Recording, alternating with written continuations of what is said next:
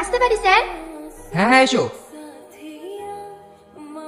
Sir, আমার papers গুলো দেখলেন না? পেপার থেকে কাজ নেই, ওকে দেখলেই হবে। এর আগে কোনো কোম্পানিতে কাজ করেছো? হ্যাঁ স্যার। তাহলে তো তোমাকে সব নতুন করে বোঝাতে হবে। হ্যাঁ স্যার, কাজ তো নতুন করে শিখবো। আরে কাজ না, চাকরি পেতে হলে কি কি করতে হয় সেইটা শিখতে হবে।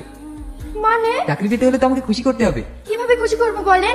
আপনি কি টাকা দেওয়ার কথা বলছেন? আমার কাছে টাকা পয়সা নাই স্যার, আমি একটা গরিব পরিবারের মেয়ে। টাকা পয়সা নাই তো কি হয়েছে, তো সুন্দর রূপ আছে, এইটা কাজে লাগাও।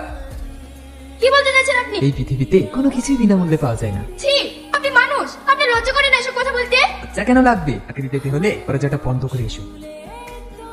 এই, তোমার ঢোকার পারমিশন কে দিয়েছে? যাবাই যাও। যাবো তো, আগে আপনাকে খুশি করে দিই। মানে সারা লুচ্চা মেয়েদেরকে টিচিং করতে তো লজ্জা লাগে না?